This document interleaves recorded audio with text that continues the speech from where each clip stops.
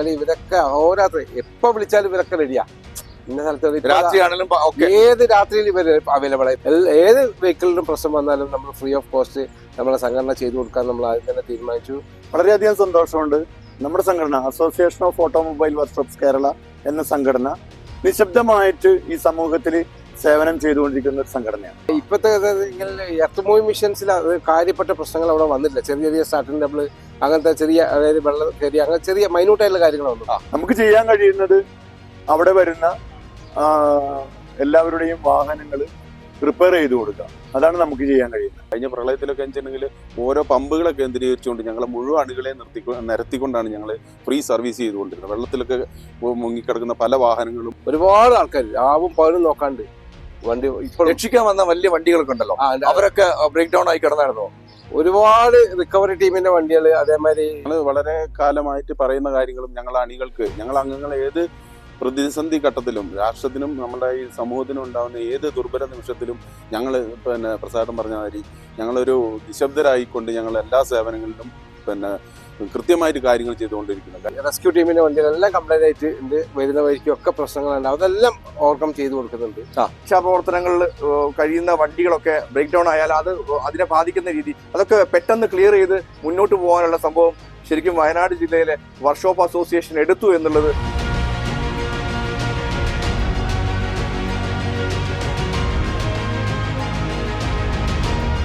നമസ്കാരം, ഞാനിപ്പോ നിൽക്കുന്നത് കൽപ്പറ്റയിലാണ്, വയനാട് ജില്ലയിലെ കൽപ്പറ്റയിലാണ്.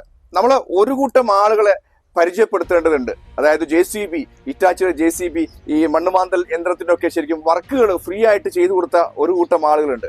അത് വയനാട് ജില്ലയിലെ വർക്ക്ഷോപ്പ് അസോസിയേഷന്റെ ഭാഗമായി ചെയ്തതാണ്. 10 പൈസ പോലും വാങ്ങാതെ ഫ്രീ ആയിട്ട് സർവീസ് ചെയ്ത രീതിയിലേക്ക് അത് വല്ലാത്തൊരു സംഭവമാണ്. അപ്പോൾ നമ്മള് കുറച്ചു മുമ്പ് ഇവരോട് ഇന്റർവ്യൂ ചോദിച്ച സമയത്ത് പറഞ്ഞത്, ഞങ്ങൾക്ക് ഇപ്പോൾ സമയമില്ല, ഞങ്ങൾക്ക് അതിൻ്റെതായ മറ്റേ രക്ഷാപ്രവർത്തനത്തിന്റെ തിരക്കിലാണ്. അപ്പൊ ആ തിരക്കിൽ നിന്ന് ഞങ്ങൾക്കിപ്പോൾ വന്ന് ഒരു ഇന്റർവ്യൂ തരാൻ കഴിയില്ല എന്നുള്ള രീതിയിലേക്കാണ് ഇന്റർവ്യൂ ലേറ്റ് ആയി പോയത്. വയനാട് കൽപ്പറ്റയിലാണ് ഞാനിപ്പോൾ നിൽക്കുന്നത്. കൽപ്പറ്റയിൽ ഒരു ചെല്ലപ്പൻ ചേട്ടൻ ഉണ്ടായിരുന്നു. 40-45 വർഷമായിട്ട് ഉള്ള ഒരു വർക്ക്ഷോപ്പിന്റെ മുന്നിലാണ് ഞാൻ നിൽക്കുന്നത്. അപ്പോൾ ചെല്ലപ്പൻ ചേട്ടൻ എല്ലാവർക്കും പ്രിയങ്കരനായിരുന്നു. കാര്യം വയനാട് ജില്ലയില് ആദ്യം ട്രാക്ടറുകളും ജീപ്പുകളും മാത്രം ഉണ്ടായിരുന്നത്. അപ്പോൾ ചെല്ലപ്പൻ ചേട്ടന്റെ മോനാണ് നമ്മൾ അശോകേട്ടൻ. അശോകേട്ടാ നമസ്കാരം. നമസ്കാരം. എങ്ങനെയൊക്കെ ഉണ്ടായിരുന്നു ഈ ഒരു രക്ഷാപ്രവർത്തനത്തിന്റെ ഭാഗമായിട്ടൊന്ന് പറയാം? ഇതിന്റെ ഭാഗമായിട്ട് നമ്മളെ സംഘടന ഇതിൽ മാത്രമല്ല, ഇതിന് മുന്നേ നടന്ന നമ്മളെ കോവിഡ് കാലത്തും അതേപോലെ കഴിഞ്ഞ ഫ്ലഡിലുമെല്ലാം ഫ്രീ ഓഫ് കോസ്റ്റ് ഞങ്ങൾ ഫീൽഡ് സർവീസ് ചെയ്തിട്ടുണ്ട്. നമ്മളെ സംഘടന ഓട്ടോമോട്ടീവ് വർക്ക്ഷോപ്പ് അസോസിയേഷൻ കാര്യമായ രീതിയിൽ തന്നെ ചെയ്തിട്ടുണ്ട്. ഈ പ്രശ്നം വന്നപ്പോഴും നമ്മൾ പല പ്രാവശ്യം, അതായത് നമ്മളെ പ്രിയപ്പെട്ട പ്രസിഡന്റും സെക്രട്ടറി എല്ലാം നമ്മുടെ ഡിസാസ്റ്റർ മാനേജ്മെന്റ് ബന്ധപ്പെട്ടിട്ടാണ് ഇതിനൊരു പെർമിഷൻ തന്നെ കിട്ടി അതിനകത്ത് കയറാൻ. അപ്പം അതിൻ്റെ ആ ദുരന്ത ഭൂമിയിൽ വർക്ക് ചെയ്തുകൊണ്ടിരിക്കുന്ന എർത്ത് മൂവിംഗ് മെഷീൻസ് ആയാലും ശരി, ആംബുലൻസ് ആയാലും ശരി, അതേപോലെ പോലീസ് വെഹിക്കിളോ റവന്യൂ ഡിപ്പാർട്ട്മെന്റ് വെഹിക്കിൾ, ഏത് വെഹിക്കിളിനും പ്രശ്നം വന്നാലും നമ്മൾ ഫ്രീ ഓഫ് കോസ്റ്റ് നമ്മളെ സംഘടന ചെയ്തു കൊടുക്കാൻ നമ്മൾ ആദ്യം തന്നെ തീരുമാനിച്ചു. അത് പ്രകാരം നമ്മൾ അതിന്റെ ഡീറ്റെയിൽസ് അവർക്ക് തീർച്ചയായും നമ്മൾ ഇത് പറയുമ്പോൾ പ്രത്യേകം എടുത്തു പറയേണ്ട ഒരു വിഷയം, ഹിറ്റാച്ചി പോലുള്ള വലിയ വലിയ മെഷീനറീസ് ഒക്കെ ശരിക്കും റിപ്പയർ ചെയ്യണമെങ്കിൽ വല്ലാത്ത ബുദ്ധിമുട്ടുള്ള കാര്യം തന്നെയാണ് എന്നാണ്. ഇപ്പോൾ ചെയിനുകളൊക്കെ പോകുന്ന ഇപ്പോഴത്തെ എർത്ത് മൂവിംഗ് മിഷൻസിൽ അത് കാര്യപ്പെട്ട പ്രശ്നങ്ങൾ അവിടെ വന്നില്ല. ചെറിയ ചെറിയ സ്റ്റാർട്ടിംഗ് ഡബിൾ അങ്ങനത്തെ ചെറിയ, അതായത് വെള്ളം കയറി അങ്ങനെ ചെറിയ മൈന്യൂട്ടായിട്ടുള്ള കാര്യങ്ങളൊന്നും. പക്ഷെ മെയിൻ പാർട്ടുകൾ വന്ന ambulance, police vehicle, revenue department വെഹിക്കിളൊക്കെ ആയിരുന്നു.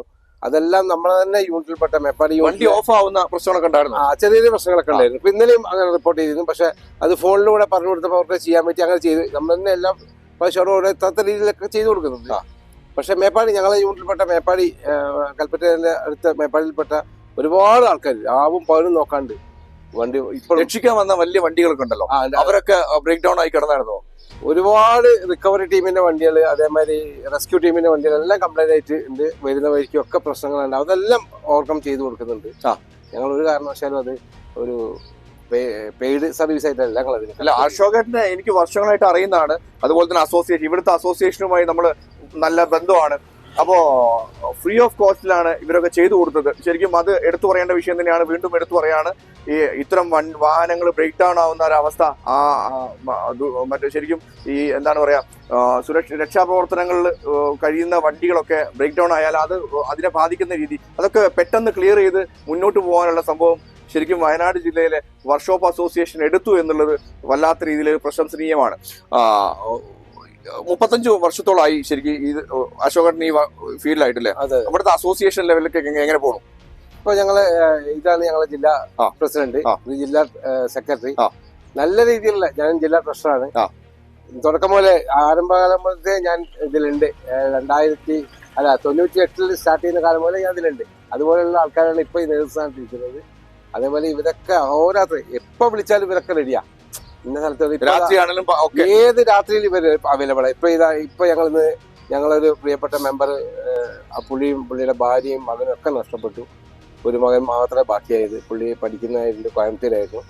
അപ്പൊ പുള്ളിനെ കാണാൻ വേണ്ടി ഇപ്പൊ പോകാൻ വേണ്ടി ഇറങ്ങിയാണ്. അതും നമ്മുടെ സംഘടന ഒരു സഹായഹസ്തം എന്നുള്ള നിലയ്ക്ക് പുള്ളിനെ പോയി കണ്ട് കാര്യങ്ങളൊക്കെ സംസാരിച്ച് എന്തൊക്കെയാണെന്ന് അറിയാം. ഇപ്പോഴാണ് പുള്ളി ഒന്ന് നോർമലിലേക്ക്. തീർച്ചയായും. അതായത് ഈ ദുരന്ത മുഖത്ത് നിൽക്കുന്ന ഒരു സംഭവത്തിലേക്ക് എന്ത് വേണം എന്നുള്ളത് എങ്ങനെ ഇപ്പോ ഞാൻ പ്രത്യേകിച്ച് പറയേണ്ടത് നമ്മളെ കേരളക്കാരെ കുറിച്ചാണ് പറയേണ്ടത് അല്ലെ. ഒന്നും ആവശ്യത്തിലധികം സാധനങ്ങൾ ഇവിടെ എത്തിക്കഴിഞ്ഞു അല്ലെ. ഒരു പ്രശ്നം വന്നപ്പോൾ കേരളത്തിലെ പോലെ കെട്ടുറപ്പ് എവിടെയും ഇല്ല എന്ന് തീർത്തും പറയാൻ കഴിയൂല്ലേ അശോകേട്ടാ? ശരിയാണ് അല്ലെ പ്രസാദേട്ടാ? ശരിക്കും ഇത്തരം രീതിയിലേക്ക് ഫ്രീ ഓഫ് കോസ്റ്റിൽ ശരിക്കും ഇലക്ട്രിക് ലെവലിലേക്കൊക്കെ ചെയ്തു കൊടുക്കുക, അല്ലെങ്കിൽ വർക്ക്ഷോപ്പ് ലെവലിലേക്കൊക്കെ എന്തെങ്കിലും സംഭവം ഉണ്ടെങ്കിൽ ചെയ്തു കൊടുക്കുക എന്നുള്ള കണ്ടീഷനിലേക്ക് നിങ്ങൾക്ക് ചെയ്യാൻ സാധിച്ചാൽ വലിയ സന്തോഷം ഉണ്ടാവില്ലേ? വളരെയധികം സന്തോഷമുണ്ട്. നമ്മുടെ സംഘടന association of automobile workshops Kerala എന്ന സംഘടന നിശബ്ദമായിട്ട് ഈ സമൂഹത്തിൽ സേവനം ചെയ്തുകൊണ്ടിരിക്കുന്ന ഒരു സംഘടനയാണ്. മറ്റു സംഘടനകളെ പോലെ പബ്ലിസിറ്റിയോ മറ്റു കാര്യങ്ങളോ ഒന്നും ഇല്ലെങ്കിൽ പോലും ഞങ്ങളാൽ കഴിയുന്ന വിധത്തിൽ ഞങ്ങളുടെ മെമ്പർമാർക്കും പൊതുസമൂഹത്തിനും നന്മ എന്തെല്ലാം വിധത്തിൽ ചെയ്യാൻ പറ്റുമോ അതെല്ലാം ഞങ്ങൾ ചെയ്തുകൊണ്ടിരിക്കുന്ന ഒരു സംഘടനയാണ്. പബ്ലിസിറ്റി ഇല്ല, കാരണം നമ്മൾ രാഷ്ട്രീയ പാർട്ടികളെ പോലെ മറ്റുള്ള പ്രവർത്തനങ്ങളിലൊന്നും ഇല്ലാത്തത് കൊണ്ട് നിശബ്ദമായി പ്രവർത്തിക്കുന്നത് കൊണ്ടും നമ്മുടെ സംഘടനാ മെമ്പർമാരുടെ മെമ്പർഷിപ്പ് കിട്ടുന്ന തുച്ഛമായ തുകയിൽ നിന്ന് മെമ്പർമാർക്ക് വേണ്ട ഇൻഷുറൻസ്, വെൽഫെയർ, പെൻഷൻ വരെ, അതായത് ഒരു സ്വതന്ത്ര സംഘടന സർക്കാരിന്റെ ഒരു സഹായവുമില്ലാതെ പെൻഷൻ കൊടുക്കുന്ന നമ്മുടെ അറിവിൽ ലോകത്തിലെ തന്നെ ഒരു സംഘടനയാണ് association of automobile workshops Kerala. അങ്ങനെ നിശബ്ദമായി ചെയ്തുകൊണ്ടിരിക്കുന്ന ആ സംഘടന എല്ലാ ദുരന്തമുഖങ്ങളിലും കേരളത്തിലുണ്ടാവുന്ന എല്ലാ പ്രശ്നങ്ങളിലും നമ്മുടേതായ പങ്ക് എപ്പോഴും വഹിക്കാറുണ്ട്. ആ ഒരു നിലക്ക് തന്നെയാണ് ഈ ദുരന്തത്തിലും നമ്മുടെ സംഘടന നേരിട്ടിറങ്ങി നമുക്ക് ചെയ്യാൻ കഴിയുന്നത് അവിടെ വരുന്ന എല്ലാവരുടെയും വാഹനങ്ങൾ റിപ്പയർ ചെയ്തു കൊടുക്കുക. അതാണ് നമുക്ക് ചെയ്യാൻ കഴിയുന്നത്. നമ്മുടെ തൊഴിൽ അതാണ്. അപ്പോൾ ആ തൊഴിൽ മേഖലയിലേക്ക് ഉണ്ടാവുന്ന മറ്റുള്ളവർക്ക് ഉണ്ടാവുന്ന ബുദ്ധിമുട്ടുകൾ പരിഹരിച്ചുകൊണ്ട് ആ വണ്ടികൾ കൃത്യസമയത്ത് ഒരു പ്രതിഫലവും വാങ്ങിക്കാതെ ഞങ്ങൾ മുന്നിട്ടിറങ്ങി ചെയ്തുകൊണ്ടിരിക്കുകയാണ്. കുറെ തടസ്സങ്ങളുണ്ടായിരുന്നു. പിന്നീട് അധികാരികളുടെ ഭാഗത്തു നിന്ന് പെർമിഷൻ കിട്ടി. പെർമിഷനോടുകൂടി ഞങ്ങൾ ദുരന്ത സ്ഥലം സന്ദർശിച്ചു. ഞങ്ങളുടെ ലൈവ് മെമ്പർമാർ നഷ്ടപ്പെട്ടിട്ടുണ്ട്. അവരെ കുടുംബത്തെ ഞങ്ങൾ ഏറ്റെടുക്കും. പിന്നെ ഞങ്ങൾ സഹകരിച്ച്, അതായത് വർക്ക്ഷോപ്പ് മേഖലയിൽ ഞങ്ങളുടെ മെമ്പർഷിപ്പ് ഇല്ലാത്തവർ പോലും നഷ്ടപ്പെട്ടിട്ടുണ്ട്. അവരെയും വേണ്ട വിധത്തിൽ ഞങ്ങൾ സഹായിക്കും. അതിനുള്ള ഒരു മാസ്റ്റർ പ്ലാൻ ഞങ്ങൾ തയ്യാറാക്കിക്കൊണ്ടിരിക്കുകയാണ്. എല്ലാം നഷ്ടപ്പെട്ടവർക്ക് അവരുടെ പുനരധിവാസം തീർച്ചയായിട്ടും സംഘടന ഏറ്റെടുക്കും. അതിനുവേണ്ടി സംഘടനാ നേതാക്കൾ 2 ദിവസം കഴിഞ്ഞാൽ വയനാട്ടിലേക്ക് എത്തും. തീർച്ചയായും നിങ്ങളെ പോലുള്ള ആളുകളൊക്കെയാണ് ശരിക്കും ഇതിനൊക്കെ ഒന്ന് സ്മൂത്ത് ആക്കി വിടുന്നത്. കാര്യം വാഹനങ്ങൾ അത്യാവശ്യം നല്ല രീതിയിലേക്ക് തന്നെ കംപ്ലൈന്റ് വരുന്ന രീതിയിലേക്കൊക്കെയാണ് ശരിക്കും ഇന്നത്തെ ഭൂപ്രകൃതി ഉള്ളത് ശരിക്കും വയനാട്ടിൽ അല്ലെ, ഉരുൾപൊട്ടൽ നടന്ന സ്ഥലങ്ങളിലൊക്കെ. അപ്പൊ തീർച്ചയായും അത്തരം രീതിയിലേക്ക് ഇനിയും ചെയ്യാൻ കഴിയട്ടെ എന്നാണ് ഞാനും പ്രാർത്ഥിക്കുന്നത്. ശരിക്കും ഈ സർക്കാരുകൾ നിങ്ങളെ വല്ലാത്ത രീതിയിലേക്ക്, ഞാൻ മുൻപ് നിങ്ങളെ വെച്ചിട്ടുണ്ട് ശരിക്കും ഒരു ന്യൂസ് ചെയ്തത്, നമ്മളെ ശരിക്കും വർക്ക്ഷോപ്പ് അസോസിയേഷൻ, വർക്ക്ഷോപ്പിലെ ആളുകളും മനുഷ്യരാണ് എന്നുള്ള രീതിയിലേക്ക് ഇപ്പോൾ നിങ്ങൾ തന്നെ ഇപ്പോൾ എന്താണ് പറയാ, നിങ്ങൾ തന്നെ പെൻഷനൊക്കെ കൊടുക്കുന്ന രീതി, ആ ഒരു രീതിയൊക്കെ സർക്കാരൊക്കെ നിങ്ങൾക്ക് ശരിക്കും ഒന്ന് സപ്പോർട്ട് ചെയ്യേണ്ടതല്ലേ? അതെ, ഞങ്ങൾ വളരെ കാലമായിട്ട് പറയുന്ന കാര്യങ്ങളും ഞങ്ങൾ അംഗങ്ങൾ ഏത് പ്രതിസന്ധി ഘട്ടത്തിലും രാഷ്ട്രത്തിനും നമ്മുടെ ഈ സമൂഹത്തിനും ഉണ്ടാകുന്ന ഏത് ദുർബല നിമിഷത്തിലും ഞങ്ങൾ പ്രസാദം പറഞ്ഞ മാതിരി ഞങ്ങളൊരു നിശബ്ദരായിക്കൊണ്ട് ഞങ്ങൾ എല്ലാ സേവനങ്ങളിലും കൃത്യമായിട്ട് കാര്യങ്ങൾ ചെയ്തുകൊണ്ടിരിക്കുന്നത്. കഴിഞ്ഞ പ്രളയത്തിലൊക്കെ വെച്ചിട്ടുണ്ടെങ്കിൽ ഓരോ പമ്പുകളെ കേന്ദ്രീകരിച്ചുകൊണ്ട് ഞങ്ങളെ മുഴുവൻ അണികളെ നിരത്തിക്കൊണ്ടാണ് ഞങ്ങൾ ഫ്രീ സർവീസ് ചെയ്തുകൊണ്ടിരുന്നത്. വെള്ളത്തിലൊക്കെ മുങ്ങിക്കിടക്കുന്ന പല വാഹനങ്ങളും ഒന്നും ചെയ്യാൻ പറ്റാത്ത കണ്ടീഷനിലായിരുന്നു. അതൊക്കെ ഫ്രീ ആയിട്ട് നന്നാക്കി കൊടുത്ത് വളരെ ഞങ്ങള് സമൂഹത്തിന്റെ ഒരു ഭാഗമാണ്. എന്തിനാണ് ഈ അവഗണന എന്നാണ് ഈ ഇത്രമാത്രം ഞങ്ങളെ ഈ സർവീസും കാര്യങ്ങളും ചെയ്തു കൊടുത്തിട്ടും ഞങ്ങളെ അവഗണിക്കുന്നത് എന്താണെന്നുള്ള കാര്യം ഞങ്ങൾക്ക് ഇപ്പോഴും മനസ്സിലായിട്ടില്ല. ഞങ്ങൾ മുറവിളി കൂട്ടി വളരെ കഷ്ടപ്പെട്ടുണ്ടാക്കിയ ഒരു പെൻഷൻ ക്ഷേമനിധി ബോർഡുണ്ട്. അതിൽ ഞങ്ങൾക്ക് ഒരു 10 രൂപേന്റെ സഹായം തരാൻ പോലും ആ ബോർഡോ അതിന് അധികാരപ്പെട്ടുള്ള സർക്കാരോ ഞങ്ങളെ തിരിഞ്ഞു നോക്കുന്നില്ല. അതുകൊണ്ട് അതിനൊക്കെ എതിരായിട്ട് ഞങ്ങൾ സമര മുഖത്തേക്ക് ഇറങ്ങുകയാണ്. അങ്ങനെയെങ്കിലും ശ്രദ്ധിക്കാൻ പറ്റുന്ന ആളുകൾ ശ്രദ്ധിക്കട്ടെ. ഞങ്ങൾ എന്നിരുന്നാലും ഞങ്ങൾ ഈ സമൂഹത്തോടുള്ള കടപ്പാട് ഞങ്ങൾ ഒരിക്കലും കൈവെടിയുകയില്ല. ഞങ്ങൾ ഇതിന്റെ ഇപ്പൊ കൊടുക്കുന്ന ഭക്ഷണമോ പൊതിച്ചോറോ അല്ല ഇവർക്ക് വേണ്ടത്. അടുത്ത ദിവസങ്ങളിൽ വരുന്ന ഇവരുടെ പുനരധിവാസ പ്രശ്നങ്ങളിൽ ഈ സംഘടന association of automobile workshop Kerala കൃത്യമായിട്ട് ഇടപെട്ടുകൊണ്ട് ആവതില്ലാത്തവർക്ക് കൈത്താങ്ങും, അവർക്കുള്ള എല്ലാ സഹായങ്ങളും, അവർക്ക് വീടില്ലാത്തവർക്ക് വീട് വരെ വെച്ച് കൊടുക്കാനുള്ള പ്ലാനുകളാണ്. തീർച്ചയായും നമ്മുടെ എന്താണ് പറയാ, കേരളം അതിന് മുന്നോട്ട് വരും എല്ലാവരും എന്നുള്ളതാണ്.